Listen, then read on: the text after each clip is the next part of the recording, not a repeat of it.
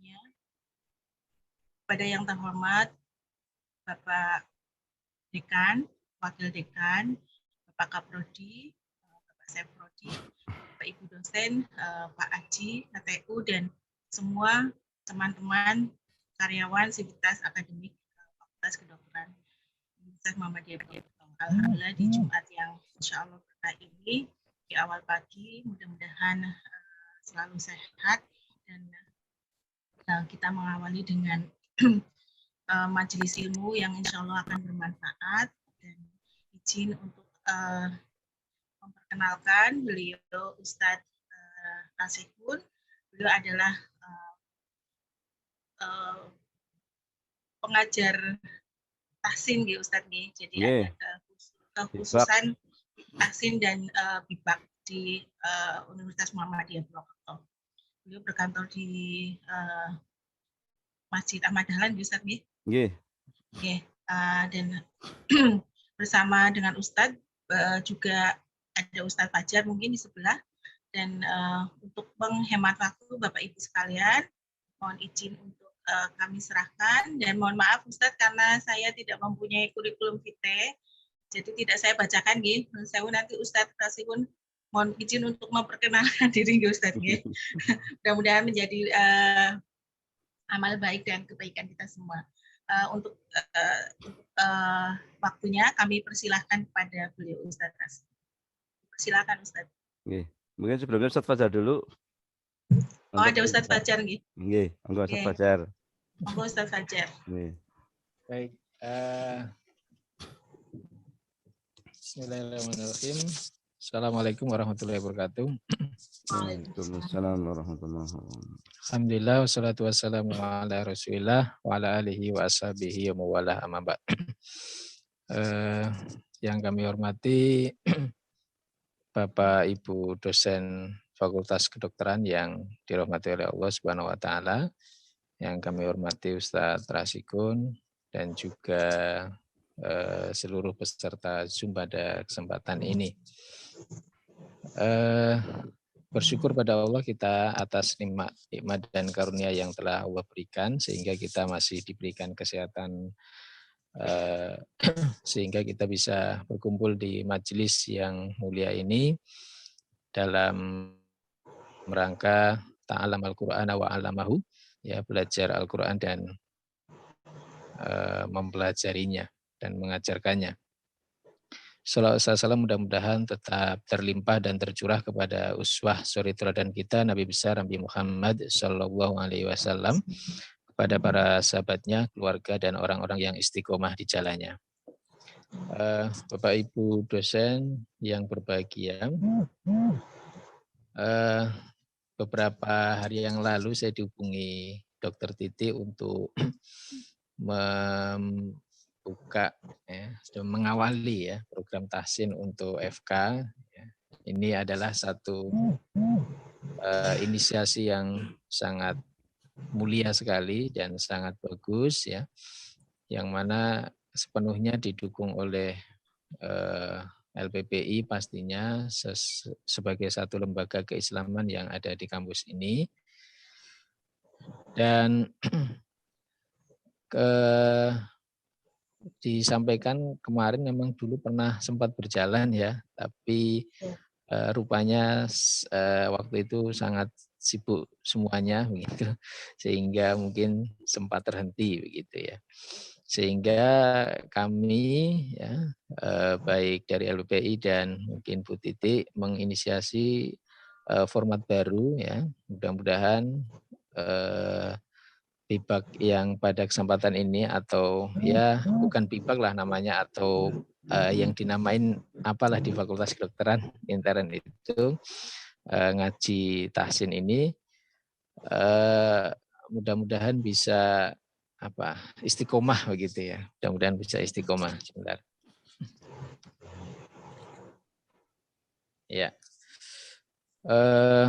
Selanjutnya Bapak Ibu yang berbahagia, sedikit saja karena nanti banyak akan disampaikan oleh beliau Ustadz Rasihun untuk mengampu program tahsin ini, dari saya sedikit tata cara untuk bukan tata cara ya, mungkin bisa dikatakan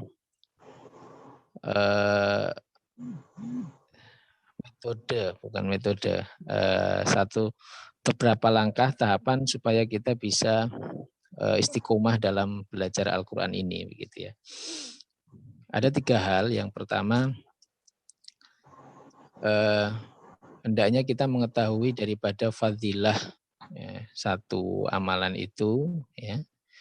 Lalu yang kedua, hendaknya kita terjun ke dalam ilmu tersebut, karena ketika kita terjun kita akan merasa kecil, begitu ya. Dan yang ketiga, berdoa, begitu ya.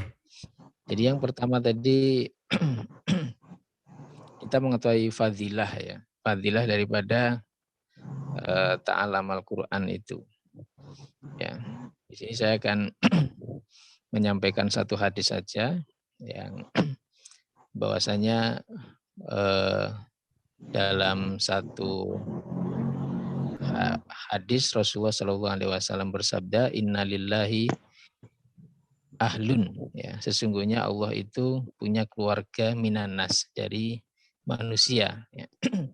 Jadi Allah punya keluarga tapi dari kalangan manusia, gitu ya. Lalu para sahabat bertanya, ya, manhum ya Rasulullah, siapa mereka itu wahai Rasulullah? Ya, lalu Rasulullah menjelaskan, hum ahlul Quran wa khossatuh, ya, mereka itu ahlu Quran dan orang-orang yang khusus mempelajarinya. Dari hadis ini kita bisa mengambil satu hikmah, ya, bahwasanya orang yang berinteraksi dengan Al-Quran itu nanti menjadi keluarga Allah, begitu ya. Tamu Allah yang VVIP, begitu ya. Sebagaimana kalau kita bayangkan dalam satu acara hajatan ataupun resepsi, begitu ya. Biasanya kan kalau di sebelah kiri atau kanan itu kan ada space khusus untuk tamu VVIP. Nah, siapakah mereka? Biasanya kalau dalam satu hajatan ya orang-orang yang masih keluarga dekat, begitu kan. Orang-orang mungkin besan atau siapa atau tamu pejabat. Nah, mereka itu mendapatkan fasilitas khusus ya ketika dalam satu perjamuan, begitu. Karena memang sangat penting itu. Nah, kira-kira begitu ketika nanti kita di padang mahsyar, ketika di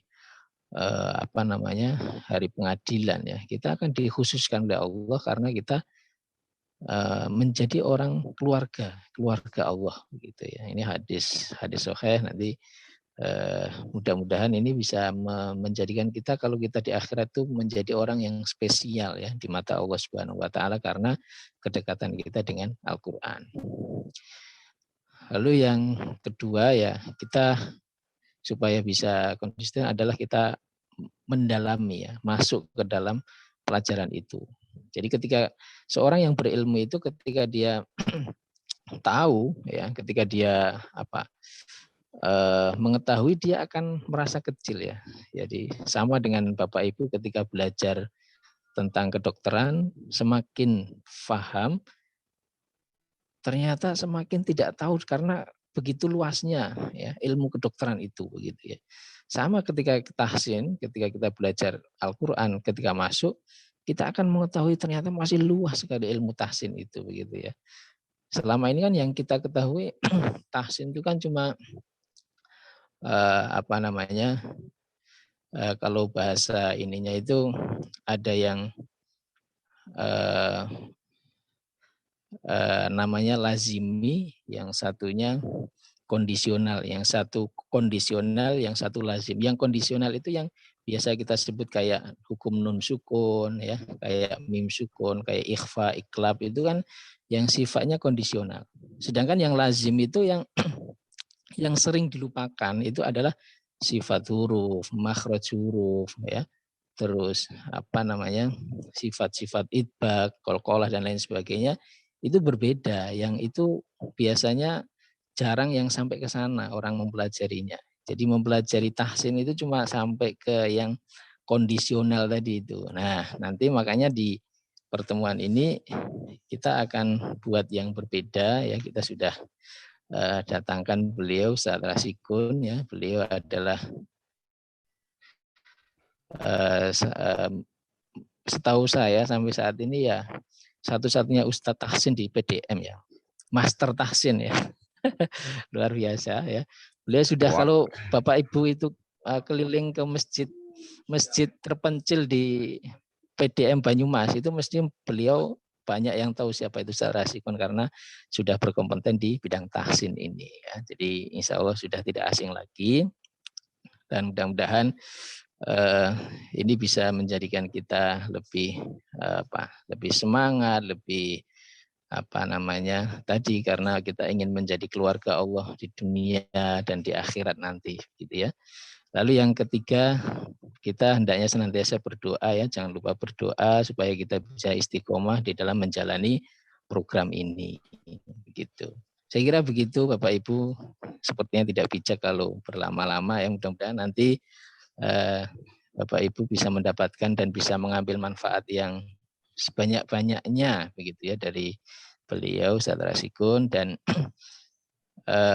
kita berharap mudah-mudahan pertemuan ini bisa berkelanjutan karena memang tahsin itu sangat dalam Bapak Ibu ya, sangat dalam, sangat luas begitu. Saya kira begitu Dr. Titi ya. Terima kasih atas waktunya. Selanjutnya saya kembalikan kepada Dr. Titi ya. Assalamualaikum warahmatullahi wabarakatuh. Waalaikumsalam warahmatullahi wabarakatuh. Terima kasih Ustadz Fajar untuk pengantar pendahuluannya. Mudah-mudahan tausiah beliau membuat kita semangat ya istiqomah. Selanjutnya saya serahkan kepada Ustadz Rasikun menyampaikan materi dan pada Bapak. Terima kasih, moga Ustadz. Nggih. Suaranya kecil. Suara saya jelas, Ibu? Jelas, Ustadz. Ya, sejelas orangnya ya. Ya, kurang juga, Tad. Lebih keras lagi, Tad. Kalau volume di sini sudah saya maksimalkan. Jelas, Badan? Sudah terdengar. Sudah jelas. Oke. Assalamualaikum warahmatullahi wabarakatuh. Waalaikumsalam warahmatullahi wabarakatuh. Bismillah, alhamdulillah, asyhadu an la ilaha illallah wahdahu la syarika lah, wa asyhadu anna Muhammadan abduhu wa rasuluhu la nabiyya ba'dah. Allahumma shalli ala Muhammad wa ala alihi wa ashabihi ajma'in amma ba'd. Yang saya hormati Dekan Fakultas Kedokteran Universitas Muhammadiyah Purwokerto dan para dosen, karyawan, staf Sivitas Akademika Fakultas Kedokteran yang mudah-mudahan semuanya mendapatkan rahmat, hidayah, taufik dari Allah Subhanahu wa taala. Puji syukur kita panjatkan kepada Allah yang telah mempertemukan kita pada pagi hari ini pada kegiatan yang insya Allah ini diniati rutin tahsin Al-Quran ya. Kalau kajian saya ini biasa diberi nama kajian tahsin Al-Quran. Tahsin itu asal kata dari hasana yuhasinu tahsinan. Artinya membaguskan, membetulkan, membenarkan, menyempurnakan. Gitu. Fokusnya kepada bagaimana membaca Al-Quran dengan tartil. Landasannya adalah Al-Quran surat Al-Muzammil ayat 4. Warattilil Qur'ana tartila. Itu potongan ayat. Dalam tafsir Ibnu Katsir dijelaskan membaca tartil itu membaca Al-Quran dengan perlahan. Kenapa dengan perlahan? Karena kita sebisa mungkin terhindar dari yang namanya lahan atau kesalahan. Kesalahan itu ada dua, kesalahan jali dan kesalahan khafi. Kesalahan jali itu kesalahan yang berat. Para umul qura bersepakat kalau kesalahan jali itu dihukumi berdosa karena merubah arti kata, merusak makna Al-Quran. Misalkan salah makhraj, salah sumber suara, salah harokat juga ada yang kesalahan jali, kesalahan panjang pendek juga ada yang termasuk kesalahan berat. Dan kesalahan khafi, kesalahan yang ringan, misalkan kesalahan sifat huruf, itu tidak termasuk pada kesalahan yang dihukumi berdosa. Ya, tetapi salahnya. Kita harus berusaha menghindari sekalipun itu kesalahan khafi. Niat pertama adalah yang pertama kita belajar tahsin Al-Quran itu adalah dalam rangka menjalankan perintah Allah. Karena itu perintahnya sangat jelas sekali. Kedudukannya sama dengan perintah sholat. Wajib ain bagi kita sebagai seorang muslim, seorang mukmin, wajib ain untuk membaca Al-Quran dengan baik dan benar dengan tartil. Kalau mempelajari ilmunya, keilmuannya, yaitu hukumnya fardu kifayah. Tidak semua orang diwajibkan untuk belajar keilmuannya, tetapi masing-masing kita, orang muslim, orang yang beriman, itu wajib membaca Al-Quran dengan tartil. Sehingga belajar tahsin itu dalam rangka menjalankan perintah Allah. Dan nilainya insya Allah ibadah. Nah, mudah-mudahan apa yang kita niatkan pada kesempatan pagi hari ini dan seterusnya ini akan dinilai ibadah oleh Allah Subhanahu wa taala, dan mudah-mudahan ibadah ini ibadah yang makbul, diterima, dan mudah-mudahan Allah akan memberikan balasan kebaikan kepada kita semuanya baik di dunia maupun kelak di akhirat. Amin ya rabbal alamin. Salawat dan salam mudah-mudahan terlimpahkan, tercurahkan kepada Nabi Allah Muhammad Shallallahu Alaihi Wasallam, dan mudah-mudahan sampai pada kita semuanya. Tadi sudah sudah dikenalkan ya sama Ustadz Fajar. Nama saya itu Rasikun. Kelihatannya agak aneh ya, Rasikun gitu ya. Jawani banget Ibu, Desani. Ya. Aslinya Rosikhun. Ya. Saya ini bukan orang kampus, artinya bukan pegawai UMP. Saya ini orang luar kampus, tapi yang sedang diminta untuk membantu tugas LPPI mengentaskan mahasiswa UMP untuk semuanya bisa baca Al-Quran. Tugas saya sehari-hari, saya markasnya sementara ini di Masjid Ahmad Dahlan. Jadi kalau mau cari saya atau mau setoran bacaan nanti bisa di ruang takmir. Saya dikasih tempat oleh LPPI di Masjid Ahmad Dahlan. Saya markasnya di situ. Setiap hari dari pagi sampai sore saya melayani semua mahasiswa UMP untuk belajar membaca Al-Quran dengan baik dan benar supaya bisa dinyatakan lulus oleh LPPI. Jadi saya tugasnya hanya membimbing saja, tidak menguji, tapi hanya membimbing saja. Nah, terkait dengan kajian tahsin Al-Quran, orang kalau ingin baca Al-Qur'annya itu tartil, baik dan benar, baik sebaik-baiknya, benar sebenar-benarnya, bagus sebagus-bagusnya, harus mulai dari apa yang disebut dengan makhorijul huruf dan sifat-sifat huruf.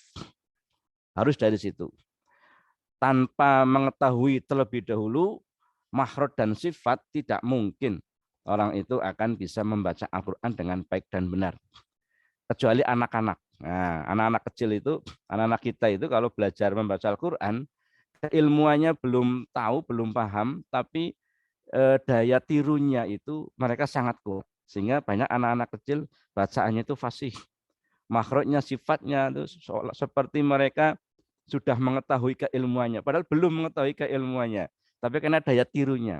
Nah, tapi kalau kita yang sudah dewasa, sudah ilbalik ini terkadang ya meniru orang, meniru suaranya, gitu, meniru bacaannya itu terkadang masih susah.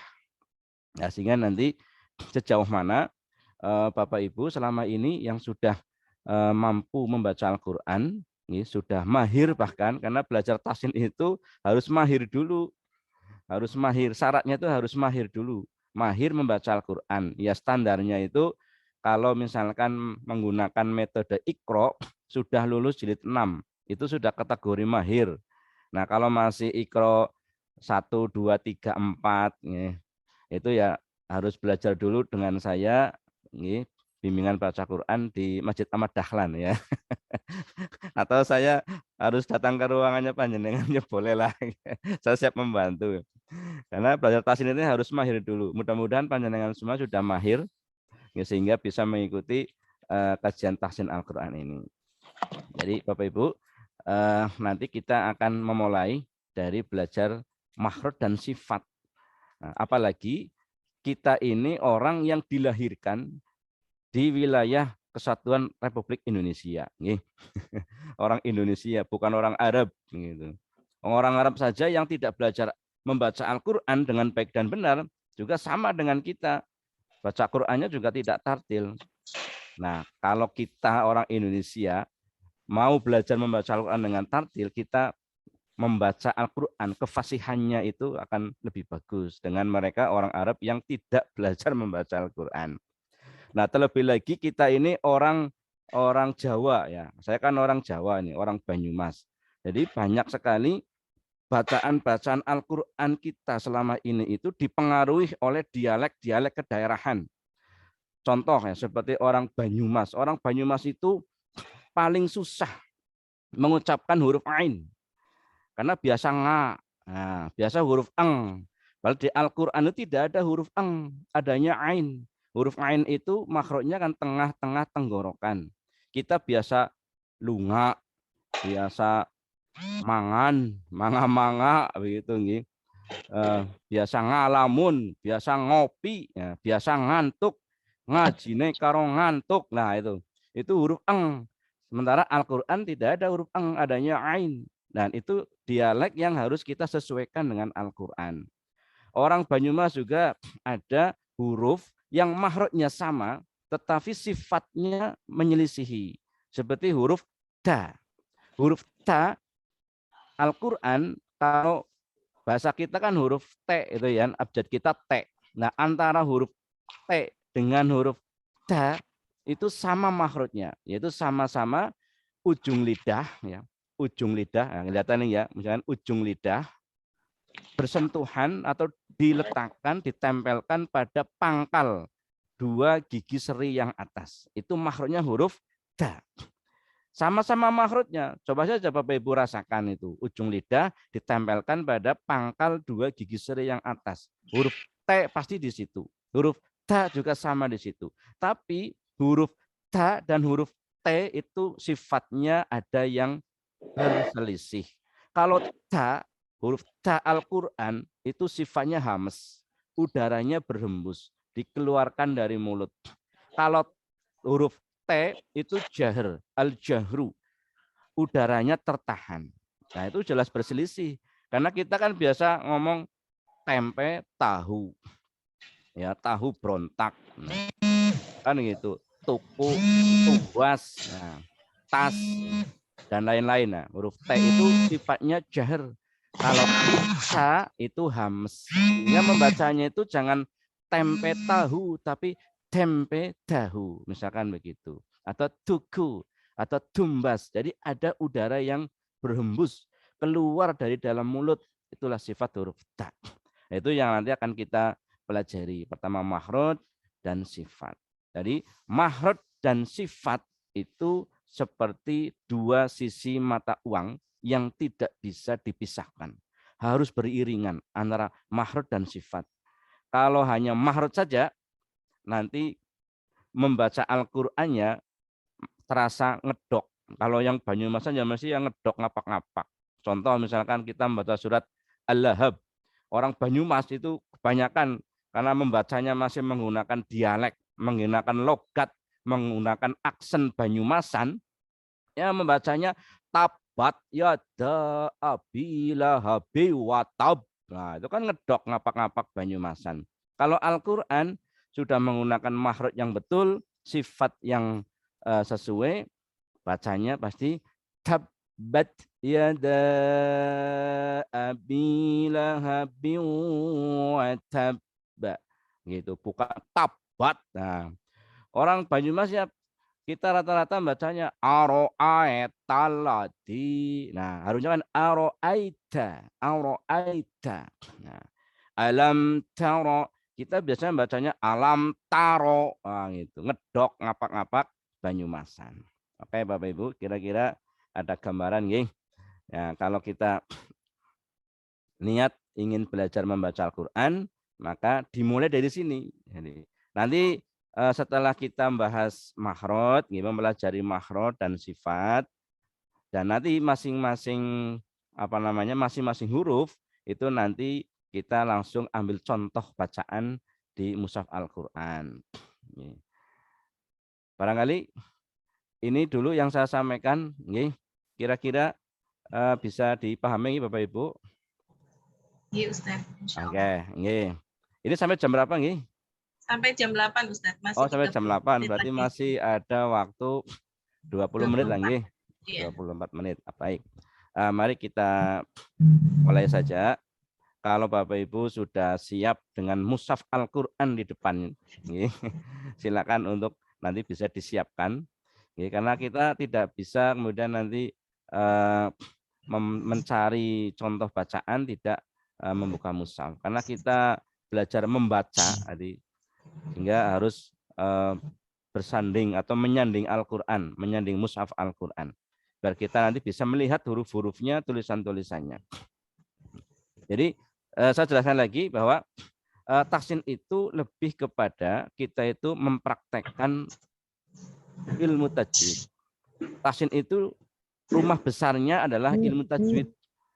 Ilmu tajwid itu di dalamnya ada tahsin Al-Qur'an. Lah tahsin Al-Qur'an inilah yang lebih kepada praktek, bukan kepada keilmuannya, keilmuan tajwidnya, tetapi kepada prakteknya. Dan nanti kalau sudah sampai kepada kita membahas hukum-hukum bacaan, itu bukan kepada keilmuan ilmu tajwidnya, tapi prakteknya. Misalkan kita mau belajar hukum nun sukun dan tanwin. Nah, kita tidak belajar pengertian misalkan idhom bihuna, macam-macam hurufnya, kemudian dan sebagainya lagi. Tapi lebih kepada bagaimana cara membaca hukum bacaan nun sukun dan tanwin pada hukum ikhwa hakiki misalkan yang 15 huruf itu. Nah, itu bagaimana cara membaca hukum ikhwa hakiki yang baik dan benar. Bagaimana cara membaca hukum idgham bihunnah yang baik dan benar. Bagaimana cara membaca hukum ikhwa syafawi misalkan. Atau bagaimana cara membaca hukum mad far'i, baik mad wajib maupun mad jaiz. Itu seperti apa yang benar, membaca bacaan panjangnya itu seperti apa. Nah, inilah ilmu tahsin, jadi ilmu praktek, bukan ilmu teori. Jadi lebih banyak nanti prakteknya. Pengetahuannya sedikit, saya hanya menjelaskan nanti makhrajnya apa, sifat hurufnya apa, langsung kepada praktek. Nah, ini langsung kepada praktek. Jadi tidak perlu mencatat, nih. Kalau butuh materi nanti bisa saya share, nih. Ada, tidak perlu mencatat. Jadi fokusnya kepada memperhatikan, mendengarkan apa yang saya sampaikan dan nanti memperhatikan apa yang saya contohkan, contoh bacaannya. Misalnya tadi kita membahas huruf ba misalkan. Nanti kita memberikan contoh ba makhrajnya di mana, sifat hurufnya apa, nanti baru dipraktekkan. Nah, makhraj dan sifat itu adalah hak huruf yang harus dipenuhi. Jadi kalau salah satunya tidak dipenuhi, maka kita berarti menghilangkan atau mengurangi hak dari huruf-huruf itu. Jadi huruf-huruf hijaiyah, huruf-huruf Al-Qur'an itu punya hak. Ya, haknya itu adalah hak makhraj dan sifat. Dan kita harus berusaha untuk memenuhinya. Baik. Bapak Ibu rahimakumullah, mari kita mulai dari huruf alif. Huruf alif itu punya makhraj, punya sumber suara, punya tempat di mana huruf alif itu keluar. Nah, keluar. Yaitu al-jauf. Al-jauf itu rongga mulut. Nah, rongga mulut panjenengan yang paling paham. Kalau setahu saya adalah ruang. Ya. Setahu saya ruang. Panjenengan orang kesehatan kan tahu. Ruang. Al-jauf itu rongga mulut atau ruang. Sumbernya di situ. Nah, tetapi huruf alif ini huruf yang tidak bisa diucapkan a itu tidak bisa. Tidak bisa. Kecuali ketika pada bacaan fawituhu suwar itu yang alif, lam, mim itu bisa dibaca alif gitu. Tetapi tidak bisa dibaca a, i, u. Nah, dulu mungkin Bapak Ibu ada yang pernah belajar kalau angkatan tahun ya 60-an, 70-an gitu. Saya kan lahir tahun 70-an. Mulai belajar Al-Qur'an, baca Al-Qur'an itu tahun 80-an. Dulu saya pertama belajar membaca Al-Qur'an itu dengan metode turutan.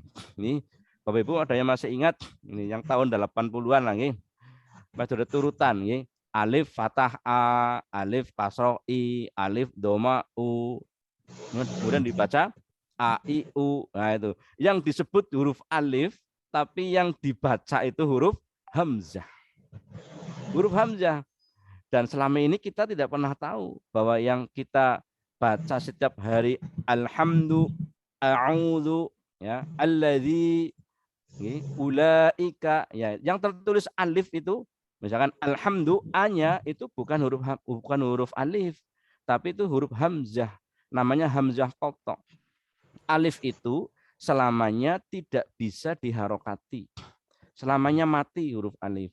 Dia hanya fungsinya sebagai mad, memanjangkan huruf yang lain. Alif bisa dibaca itu kalau gandeng, ya, kalau ya bersamaan dengan huruf yang lain. Misalkan huruf mim, ya, sambung dengan huruf alif, pasti kan bunyinya ma. Nggak mungkin mim kesambung alif kalau bunyinya mi, itu nggak mungkin. Ya, pasti bunyinya ma, panjang. Misalkan mad mad wajib misalkan, atau mad tabi'i misalkan, 2 harokat lah misalkan dibaca ma. Nah itu ma, mim bunyi a, ma itulah alif, al jauf. Jadi suara ma lah itulah suara alif. Ini al jauf. Coba aja dirasakan, ma itu suara a-nya, ma itu pasti di ruang di rongga mulut. Nah, di rongga mulut. Itulah makhrajnya huruf alif. Dan selain huruf alif yang suara sama itu ada ya sukun dan wawu sukun. Ya sukun itu untuk bunyi i, misalkan mi. Wawu sukun mu, nah itu sama suaranya tuh, al jauf, rongga mulut. Nah, jadi yang harus dipahami adalah bahwa alif itu selamanya mati. Alif itu tidak bisa diharokati. Harokat fathah, harokat kasro, doma itu tidak bisa.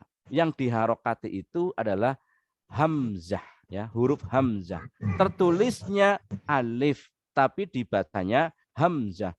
Alhamdu, Allahu akbar, Allahu akbar. Nah, itulah hamzah. Namanya hamzah qatha. Hamzah qatha. Kemudian ada lagi hamzah wasol. Hamzah wasol misalkan panjenengan membaca alhamdulillahi rabbil alamin. Rabbil alamin. Rabbi itu kalau dieja, ya. Kalau dieja Rabbi dan al-alamin. Kalau dieja Rabbi al-alamin jadi hamzah qatha, tapi kalau diwasol Rabbil alamin, nah itu namanya hamzah wasol. Nah itu untuk pengertian saja. Tetapi panjenengan selama ini tidak melakukan kesalahan. Walaupun mungkin ada yang belum mengetahui, tetapi tidak melakukan kesalahan. Tidak melakukan kesalahan. Jadi tidak ada masalah. Hanya mungkin belum mengetahui secara pengetahuan alif dan hamzah itu. Nah, kemudian ini saya pernah saya tanyakan dengan yang lebih ahli dalam bahasa Arab. Saya tanyakan dengan Ustadz Mindaraga, Ustadz, ini yang tertulisnya kan huruf alif, tapi kok kenapa kemudian dibacanya huruf hamzah? Ini bagaimana? Jawabannya beliau itu dari sononya, tidak usah ditanyakan begitu. Ya sudah.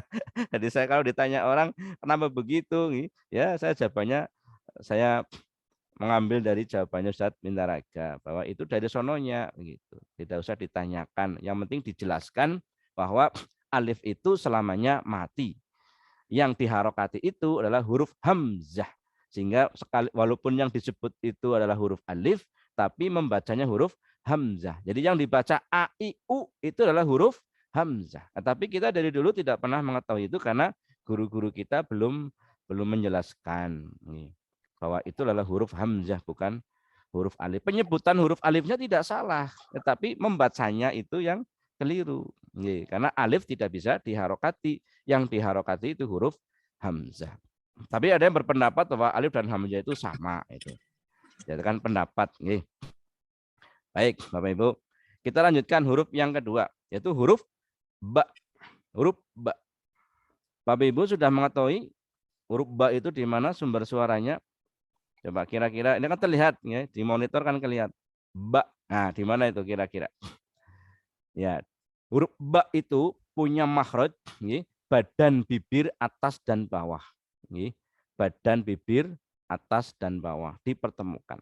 Badan bibir atau perut bibir. Alias bahasa kita orang Banyumas ya mingkem. Mingkem. Nah, badan bibir atas bawah dipertemukan, itu sumber suaranya, makhrajnya. Kemudian huruf ba itu punya sifat namanya al-jahru atau jahr. Jahr itu udara yang ada pada mulut itu tidak boleh dihembuskan, tidak boleh dilepas, tidak boleh dikeluarkan. Nah, seperti kita orang Banyumas itu kan biasa ngucap bakso karo bakwan, nggih. Bapak-bapak kan senangnya bal-balan, nggih. Ibu-ibu biasa ndolani putrane, nggih. Ciluk ba. Nah, itu kan suaranya lepas, udaranya lepas. Nah, itu menyelisihi, ya, menyelisihi sifat. Karena huruf ba itu punya sifat jahr. Nafasnya, udara yang ada pada mulut itu ditahan, tidak boleh dihembuskan. Dan juga huruf ba itu punya sifat namanya syiddah. Syiddah itu suaranya juga tertahan. Udaranya tertahan, suaranya juga tertahan. Ba, ba, ba, begitu. Bukan ba, gitu kan? Bukan ba. Karena ba itu ya tadi bakwan, bakso, bal-balan, ciluk, ba, gitu nih. Bubur, badan, nah, belak-belok, nah gitu nih. Bubu dan sebagainya. Itu menyelisihi. Jadi suaranya tertahan atau syiddah. Huruf ba juga punya sifat namanya idlak. Idlak itu tidak lancar dan hati-hati. Tidak lancar. Tidak lancar dan ringan, maaf. Keluarnya itu keluarnya itu lancar dan ringan. Idlak, maaf tadi salah. Itu harusnya idbak. Idlak itu keluarnya lancar dan ringan. Itu huruf ba. Kemudian sifat yang lain ada istifal. Ada istifal. Istifal itu lidahnya di bawah. Lidahnya tidak terangkat ke atas. Ya, tidak naik ke atas. Tetap posisinya di bawah. Huruf ba juga punya sifat namanya infitah. Terbuka antara lidah dan langit-langit atas. Ya, infitah. Terbuka antara lidah dan langit-langit atas. Kemudian yang terakhir, ini ada 6 sifat nih. Yang terakhir adalah sifat qalqalah, memantulkan suara tambahan. Ketika sukun atau mati, dia memantulkan suara. Misalkan begini, ab, nah kan makhrajnya tertahan tuh, ab.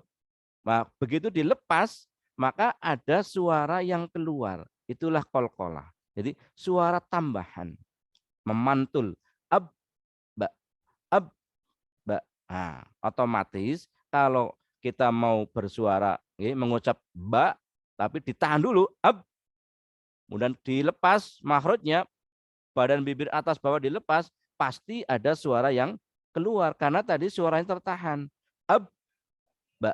Nah, itulah qalqalah, pantulan. Nah, kemudian suaranya dikembalikan kepada suara a, bukan suara e.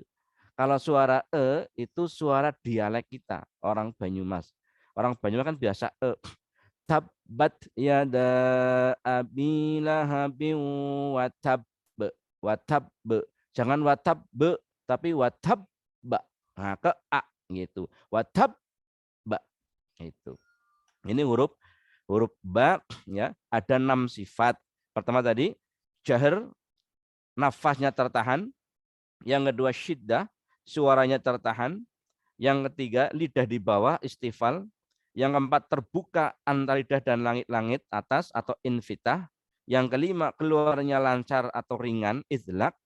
Yang keenam memantulkan suara tambahan atau qalqalah. Jadi yang selama ini tahunya mungkin anak-anak kita diajari di sekolah ada soal sebutkan huruf-huruf qalqalah, ya. Itu kurang tepat, ya, bukan huruf-huruf qalqalah tapi huruf-huruf yang mempunyai sifat. Nah, karena qalqalah itu bukan huruf, qalqalah itu sifat, tidak ada huruf qalqalah. adanya huruf yang mempunyai sifat qalqalah. Kan ada 5 itu.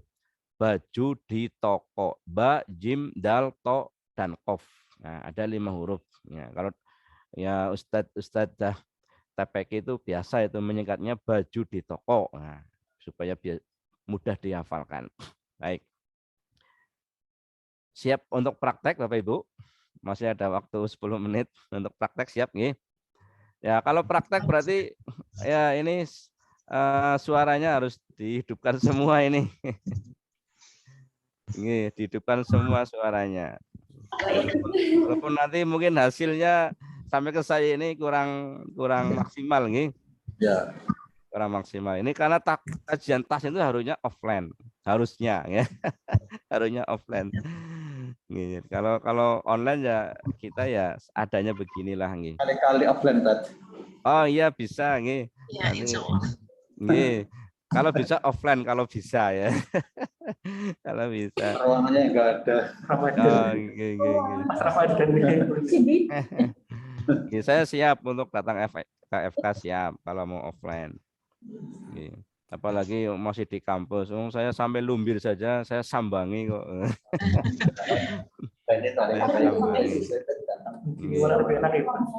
Lebih enak itu offline karena belajar tas itu kan talaki, jadi metode talaki langsung menghadap, berhadapan-hadapan, dan saya langsung bisa ngecek, ngecek dari masing-masing peserta taksin di dalam mempraktekkan huruf-huruf Al-Quran ketika ini dibaca. Ini huruf ba ya. Target kita sih memang satu pertemuan paling enggak ya 2 huruf atau 3 huruf lah. Nggak bisa langsung selesai, nggak bisa. Ya, saya biasa menyampaikan kajian tahsin Al-Quran ini untuk menyampaikan materi makhraj dan sifat, satu pertemuan dari Ba'da Maghrib sampai Isya itu paling dapat 2 sampai 3 huruf. Ya, paling nanti ke depannya ya kalau ini mau terus ya paling hanya bisa mampu 3 huruf lah. Ya. Satu pertemuan kita belajar makhraj dan sifat huruf karena nanti lebih banyak prakteknya. Baik, Bapak Ibu, mari kita praktek nih huruf ba. Monggo diikuti ba. Ba. Nah, ini kan di sini kan saya kan jelas. Satu layar, satu ini. Kalau satu-satu waktunya nggak cukup nih. Oh, iya. Gimana? Ya untuk awalnya nggak apa-apa lah. Nanti besok kita cari tekniknya yang lebih efektif bagaimana lah, lebih efektif efisien. Jadi monggo praktek bersama. Ba, bi, bu, ba, bi,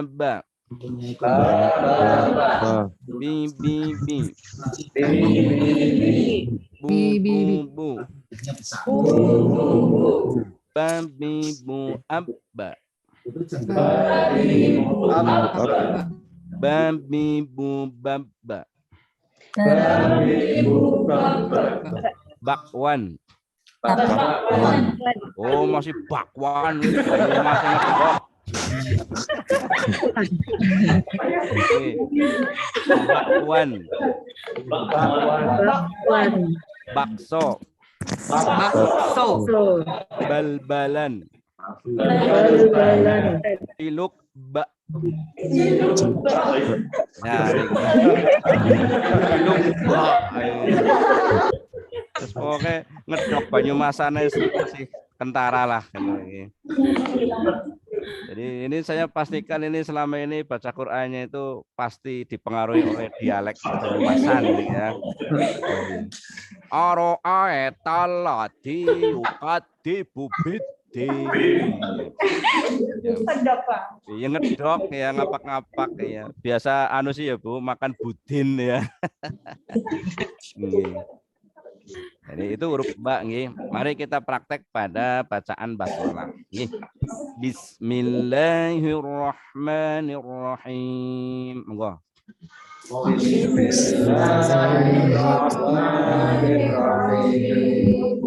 ini ada bapak-bapak ini yang suaranya Bismillah.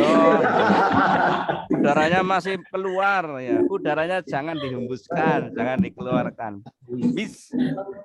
Nah, kan huruf sin kan belum kita pelajari nih. Nah, huruf sin itu ada tekniknya nanti. Bagaimana supaya huruf sin itu hasilnya tipis. Ya. Ini bak dulu, huruf sinnya salah dulu nggak apa-apa lah ya. Karena belum kita pelajari.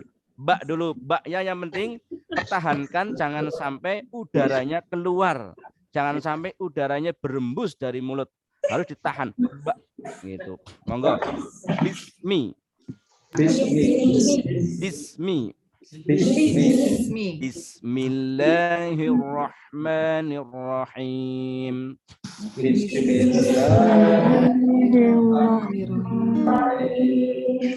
Oke, kita lanjutkan pada ayat yang kedua Al-Fatihah. Alhamdulillahi Rabbil Alamin. Alhamdulillahi Rabbil Alamin. Rabbil Alamin. Monggo. Rabbil Oke, sekali lagi. Rabbil Alamin. Monggo. Dan ayat berikutnya, Iyyaka na'budu wa iyyaka nasta'in. Iyyaka na'budu wa iyyaka nasta'in. Na'budu. Oke, kita praktek pada surat Al-Kafirun.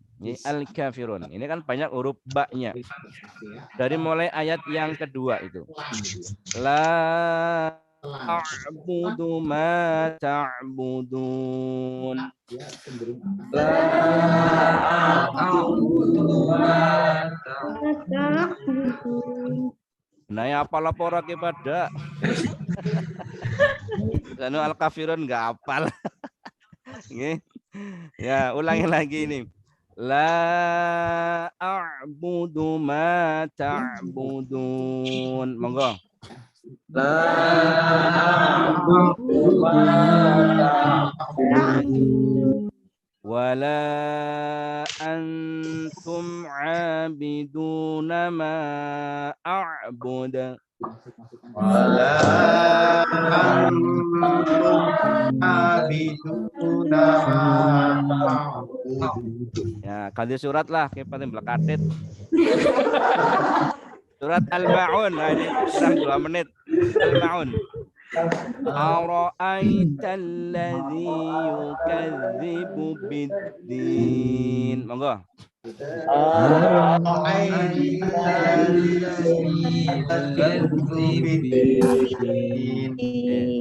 Cukup. Saya kira cukup nggih, karena sudah hampir jam 8 itu kurang semenit. Nah, ini pertemuan awal nggih. Jadi kepotong ada pembukaan dan sebagainya ini.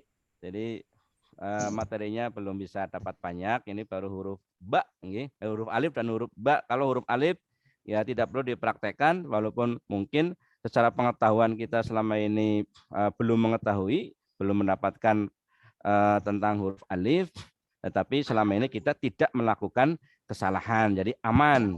Nah, kemudian huruf ba yang ini kita harus betul-betul bisa dan mampu menyesuaikan nih, dialek, logat, aksen kedaerahan.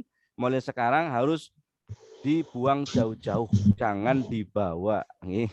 Jangan dibawa dialek, logat, aksen kedaerahan di dalam membaca Al-Qur'an. Kalau dialek kedaerahan, logat, aksen kedaerahan dibawa di dalam membaca Al-Qur'an, maka bacaan Al-Qur'annya itu akan menjadi kacau.